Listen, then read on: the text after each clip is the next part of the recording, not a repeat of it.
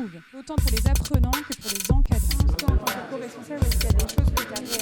Est-ce que ça s'est passé? Il s'est passé quelque chose de très très chouette. En fait, il s'est passé l'EPA de Tours, c'est-à-dire un événement qui a été initié par la DGER, qui est un moment de bilan, de diagnostic de toutes les actions de PA2 qui sont passées depuis 2020.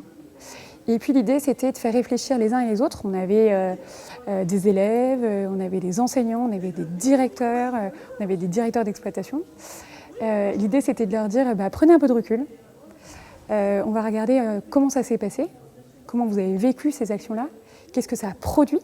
Et en plus, l'idée, c'était de dire qu'est-ce qu'on fait ensuite pour la suite, parce qu'on arrive à la fin du plan EPA2 en 2024. En fait, la journée a commencé avec une intervenante, Heidi Sevestre, glaciologue de renommée, je pense, nationale, internationale. Et elle nous a fait une vraie prise de conscience, de dire que le changement, c'était maintenant. Et que voilà, le changement climatique, c'était une question de vie ou de mort. Et voilà, donc il y a eu déjà une première prise de conscience, même si elle existe déjà au sein des établissements agricoles. Mais voilà, sensibilisation au fait qu'on est chacun responsable du changement, et ça commence par des petites actions. Première chose. Deuxième chose, je pense que ça a été une journée de lien, d'échange entre ces différents publics qui n'ont pas forcément l'habitude de travailler ensemble. Et je pense que ce qui en est ressorti, c'est très certainement qu'il y a eu déjà un gros travail de fait depuis déjà 4 années, initié par le ministère de l'Agriculture. Un gros travail en termes d'approche agroécologique au sein des établissements, de nouvelles approches pédagogiques également, soutenues par les enseignants. On a des élèves aussi qui s'impliquent, qui s'engagent en étant éco-responsables. Et il y a des très belles choses qui se font, qui commencent peut-être par des micro-actions et qui deviennent des beaux projets. Donc là, c'est une prise de conscience du travail fait. Et on a pu mettre en lumière un certain nombre de pépites normandes, sur le territoire normand. Nous avons l'immense chance de travailler dans le secteur agricole et d'avoir des moyens pour nous retrousser les manches. Et je crois qu'Heidi Sevestre, que nous avons eu la chance d'accueillir aujourd'hui, et merci Anne d'avoir permis cette rencontre, fait partie de cette jeune génération inspirante qui n'ont pas peur des grands défis et qui nous l'ont témoigné ce matin, et puis qui nous dit aussi, en fait, vous êtes aussi capable à votre échelle de relever ces grands défis qui nous attendent. Et c'est dans cet esprit que nous avons vécu cette journée, en tout cas j'ai l'impression, être dans l'action sans être écrasé par les enjeux, petit pas par petit pas. Et à ce titre, je vais vous raconter une petite histoire grâce au talent de Romain. Il était une fois une petite graine qui a été semée. Nous sommes en 2014. EPA1 voit le jour sous l'impulsion du ministre de l'époque, M. Stéphane Le Foll. Le ministère a choisi un bon terreau. L'enseignement agricole, public et privé, il sait qu'il peut compter sur les lycées et sur les exploitations et ateliers agricoles.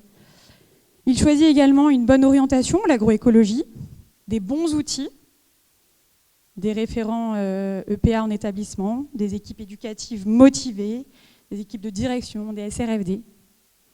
Et on arrose la graine avec une eau de qualité. Ce sont des dispositifs comme le dispositif national d'accompagnement, d'appui, le DNA, les réseaux nationaux des éco-responsables. Nous avons Réseau Thème également, l'intégration dans des GE2E, dans des RMT, etc. Et nous en sommes au plan EPA2 en 2020. On surveille ce qui germe, on ajuste, on améliore, on amplifie, on passe de la transition agroécologique aux transitions au pluriel, pédagogique, sociale, énergétique, climatique. Et la graine va germer. J'ignore quel chemin elle prendra pour pousser. Peut-être qu'elle aura à contourner un caillou. Ce projet, je pensais qu'il était soutenu par tous, mais finalement, en fait, ils ne sont plus du tout convaincus. Il faut qu'on reprenne tout depuis le début. Ça va prendre beaucoup plus de temps que prévu. Peut-être qu'elle passera par l'estomac ou les intestins d'une petite bête, avant de germer un peu plus loin. Et voilà, mon directeur d'exploitation change de lieu, il va falloir tout recommencer, tout réexpliquer. Voilà, ça peut être un peu un parcours du combattant, avant que la graine puisse germer, avant qu'elle puisse libérer une tige qui va pousser. Et c'est un peu ce qu'on a voulu faire avec la fresque PA2 ce matin. Vous qui étiez un petit peu les cobayes, c'était de comprendre un petit peu ce parcours du combattant. En tous les cas, la germination de la graine fait partie de ce mouvement de vie qui fait grandir. Et on le voit en fait dans ces quelques années qui sont passées depuis les débuts EPA2. On voit qu'il y a des choses qui se sont épanouies, qui se sont libérées. La graine libère une tige qui va pousser, la photosynthèse va s'opérer.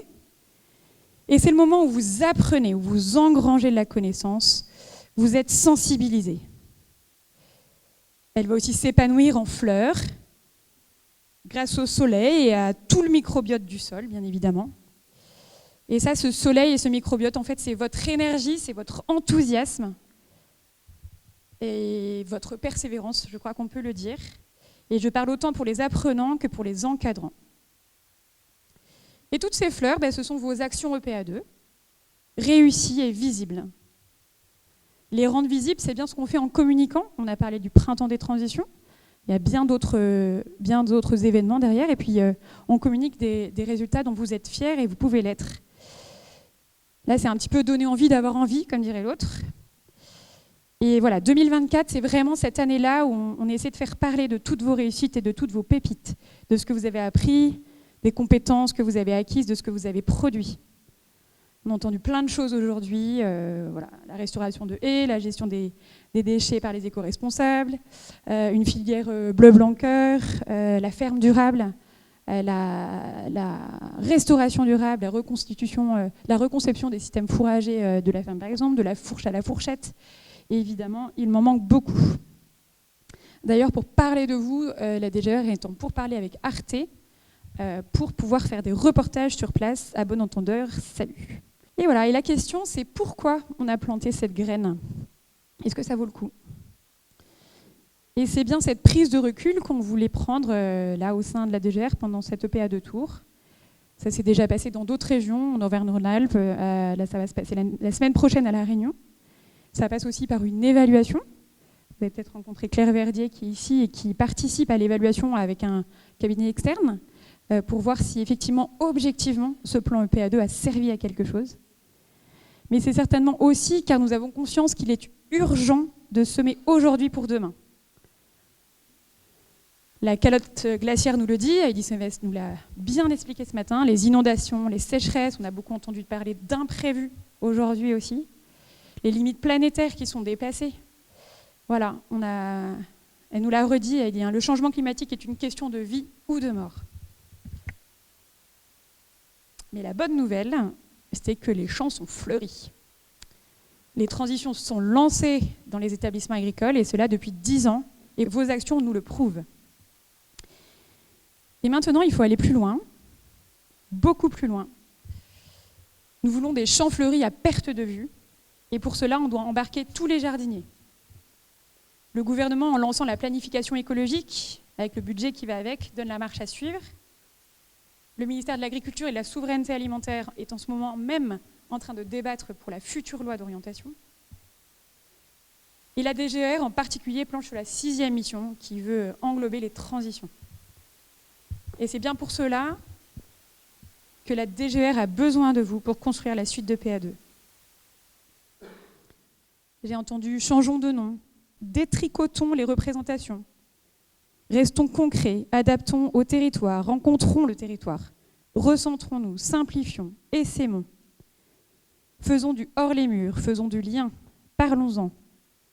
Impliquons les formations adultes, réseautons, faisons système, travaillons ensemble. Les fleurs que vous avez faites pousser donneront à leur tour des graines qui elles-mêmes pousseront. Alors le mot de la fin, c'est un plagiat de Baba Dioum. Apprenons, comprenons, agissons. Nous pouvons le faire nôtre. Je nous souhaite d'être passionnés par ce qui nous attend. Merci à vous.